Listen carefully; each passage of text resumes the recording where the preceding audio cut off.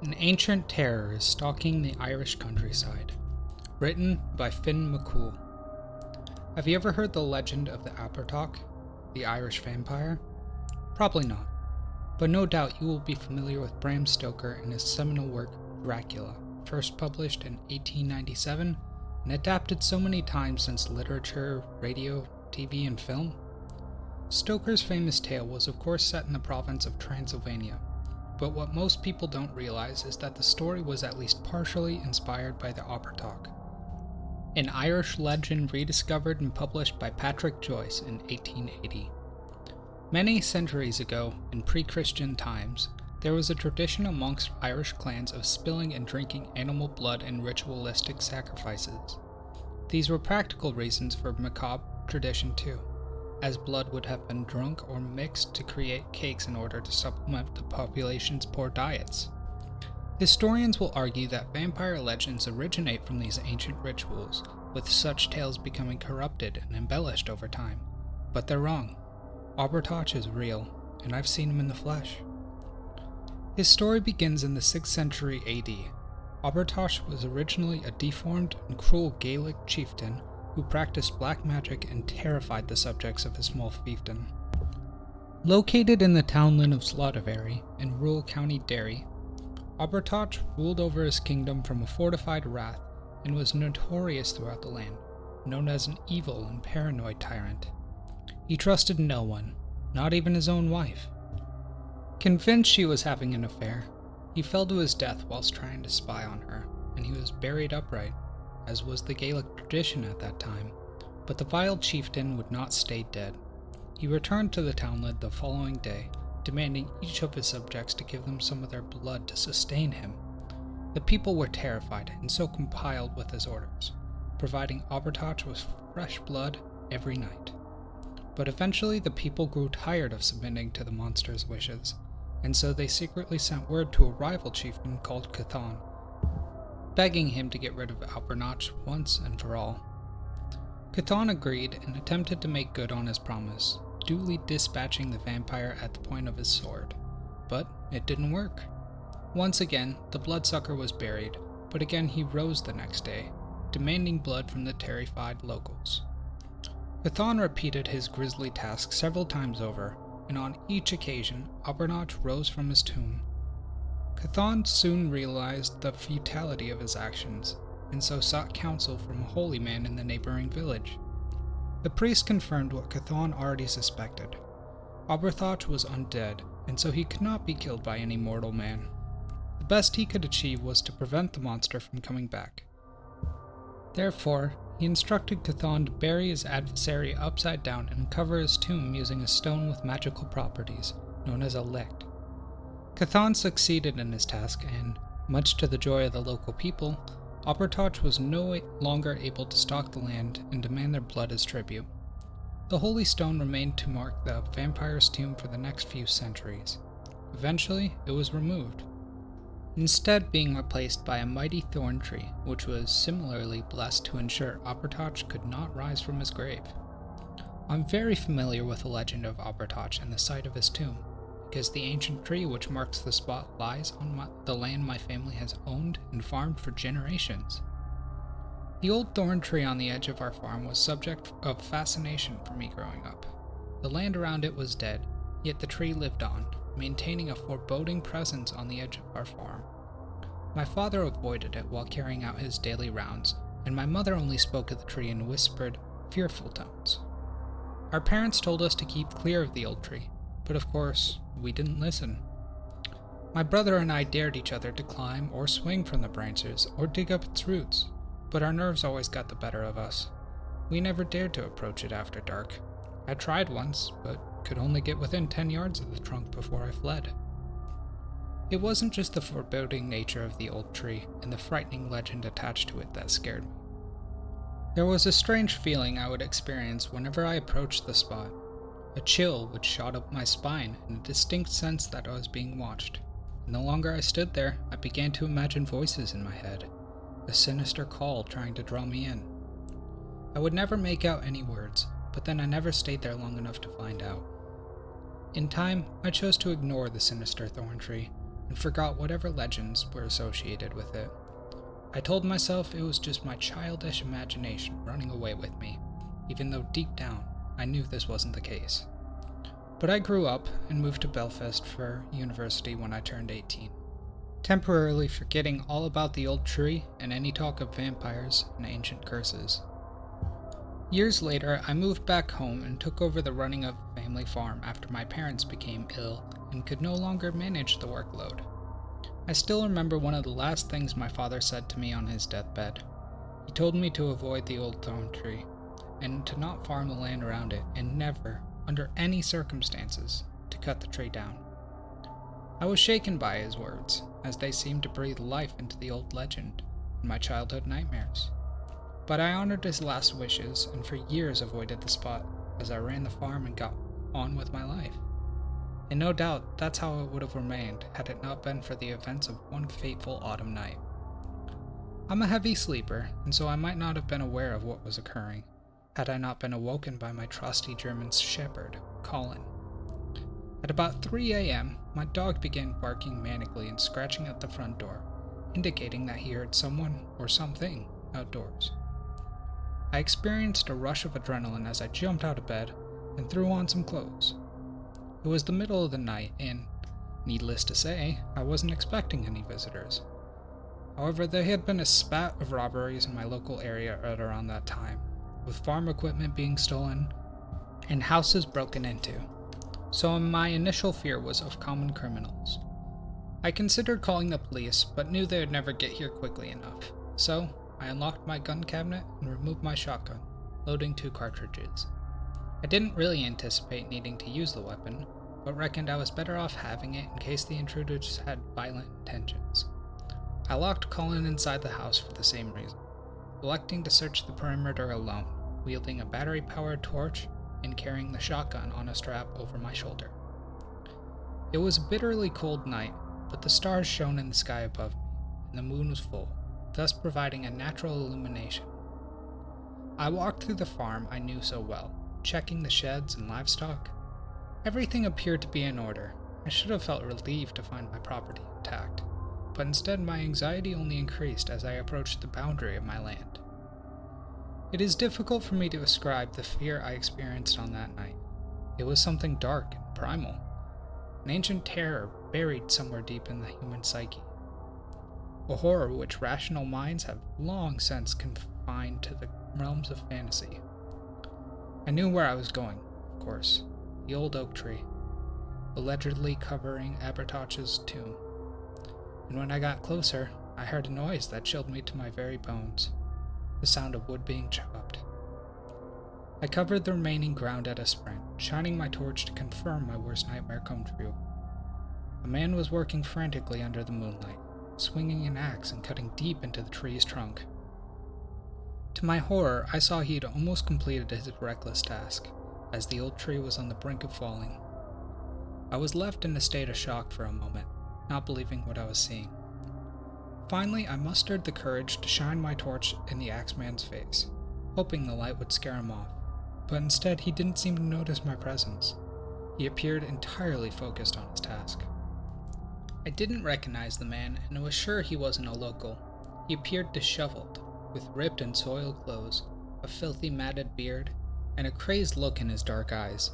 He continued chopping, perspiring and breathing heavily as he took each swing. I couldn't imagine how long he'd been at it, or how much effort he'd exerted. The torchlight had no effect upon him, and so I called out to the crazed man. "Who are you? And what the hell do you think you're doing?" I shouted angrily. My words had the desired effect, making him stop mid-swing as he looked up in shock, apparently only noticing me for the first time. He glared at me across the void, temporarily looking like a deer caught in headlights before he opened his mouth to speak. "I have no choice," he exclaimed manically. "He speaks to me in my dreams. His voice is in my head. I won't stop. I must set him free. It's the only way." My worst fears were confirmed. He'd come for the Abertoch, obviously believing the legend of his tomb. Clearly, I was dealing with a madman, and he needed to be stopped. "This is private property," I cried, trying to project confidence in my shaking voice. You need to stop what you're doing right now or face the consequences." The intruder surprised me by laughing loudly in open mockery of my words. "You really think that's an option? He must be set free. It's the only way."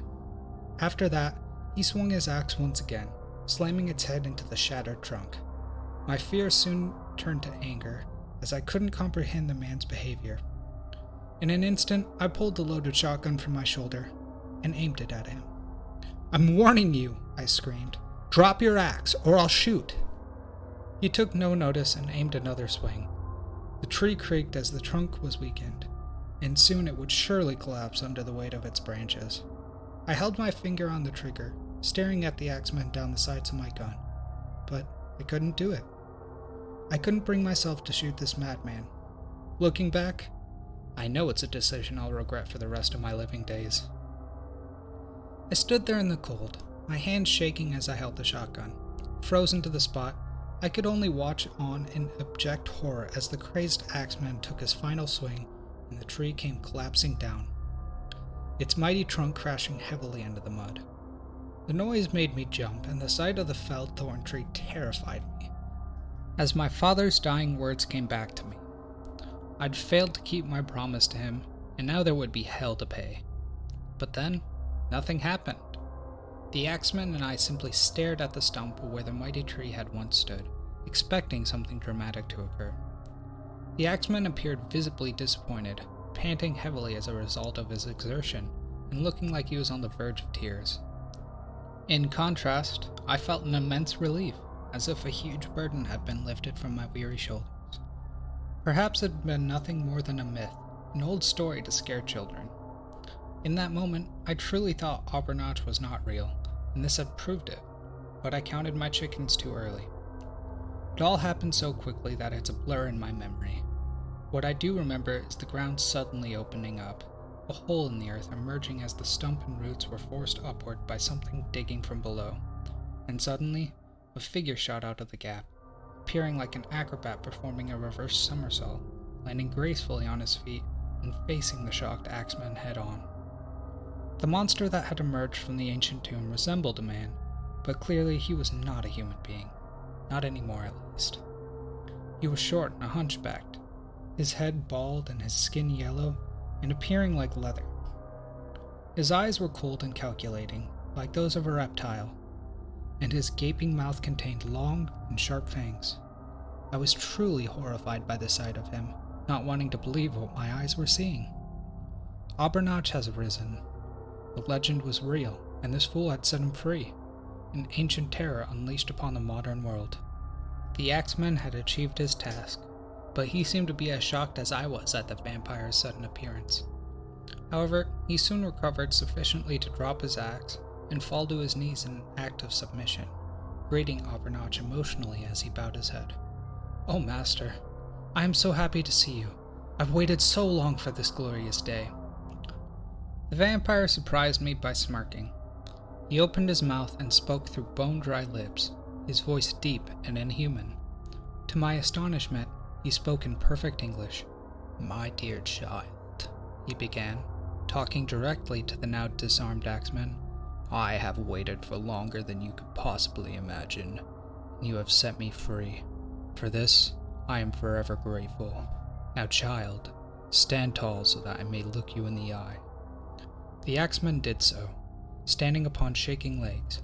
Ironically, the man was a few inches taller than the hunchbacked vampire, but his body language was entirely submissive, and there was no doubt who was in control. I watched on impotently as Aubernatch reached out with his wrinkled hand, extending nails as long and sharp as claws, and he touched the man gently on his cheek.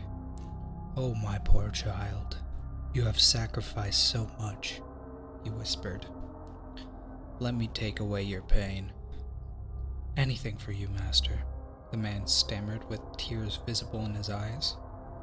What happened next was the most horrifying event I've ever witnessed. With one powerful motion, Aubernatch grabbed the man's long hair, cracking his head back before lunging forward and biting deep into his victim's exposed neck. Dark blood poured from the wound like water from a tap. The victim tried to scream, but his mouth was soon filled with blood, and his body violently convulsed as Abertach continued to feed. I should have intervened, or at least made some attempt to stop the brutal attack, but I was terrified and literally could not move a muscle.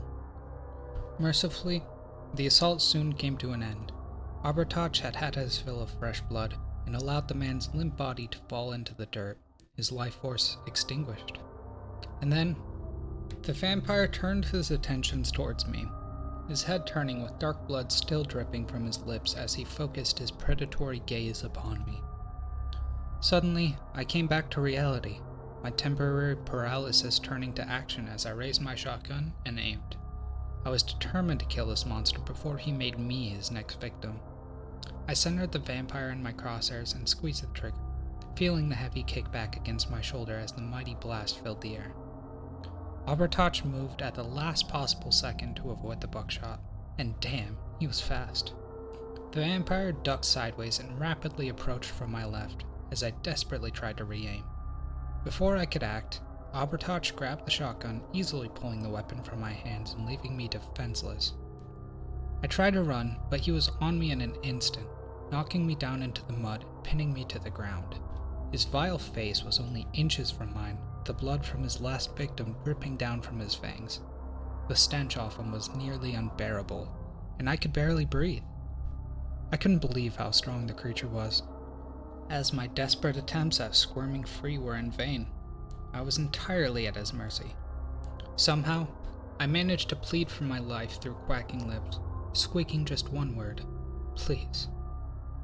Abertach laughed in open mockery as he continued to hold me down, his cold reptilian eyes surveying me like I was a piece of meat. "You are nothing but a pathetic worm," he sneered, "just like the rest of mankind. Weak and stupid, little better than cattle. For years I had been trapped beneath the ground, only able to observe as your kind continues to breed and corrupt the earth. But finally, after all these long centuries in captivity, I am free to seek my vengeance." I continued to shake uncontrollably, unable to move or speak as tears rolled down my cheeks. I was sure Abertach meant to kill me, to drain my blood and leave my body in the dirt, but as it turned out, he had other plans for me. "You may cease your pitiful performance, lowly worm," he sneered in disgust. "I have decided to show you mercy. Had I not already fed, I would take pleasure in drinking your blood, but instead, I will give your pathetic existence meaning. You may go forth and tell your people the Abertach has risen. Tell them that I have returned to claim what is rightfully mine. Tonight is only the beginning, and soon, blood will spill across these lands." I looked into his hateful eyes and knew he was serious. Abertach despises mankind and blames them for his suffering, and he means to wreak bloody vengeance in his former domain. I nodded my head meekly and closed my eyes. A moment later, the pressure on my chest and wrists was lifted, and when I opened my eyes, Abertach had fled into the night, leaving me bruised and shaken in the mud. I have no desire to become Abertach's emissary. Nevertheless, I tried to warn people of the deadly threat he poses, only to be mocked and called crazy. I phoned the police immediately after the incident, but, unsurprisingly, they didn't believe a word of my story. I was questioned at length over the dead body found on my land, but eventually got released without charge. Given the bite wounds on the man's throat, the PSNI concluded that he'd been a victim of an animal attack, and they put out an alert for a rabid dog. I've also spoken to clergymen from both denominations, only to be accused of hearsay. So, all of my warnings have fallen on deaf ears, and in the weeks which have followed, there have been a spate of attacks on livestock, and 2 missing persons reported in our locality alone. What's more, there have been reports of a hunchback figure darting through the streets of Garvok and Dungiven late at night, terrifying locals and prompting frightened parents to keep their children indoors after dark. Abertach is on the loose, and he won't stop, not ever. As long as he has access to flesh, blood, he'll continue to cause mayhem and terror throughout the country. I'm racked with guilt at my part in letting him escape, knowing I should have done more to confine the monster to his tomb. And now I'm desperate. hoping against hope that somebody on this forum will have the knowledge or ability to stop Arbitrage once and for all. Please help me, before this monster kills again.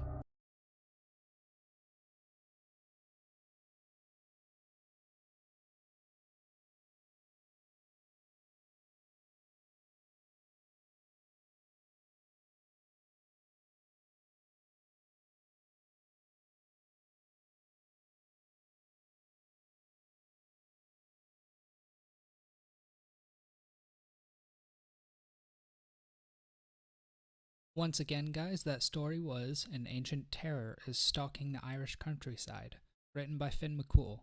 I'm going to have this story linked down below as always, and if you enjoyed my narrations, make sure to like and subscribe so I know to do more of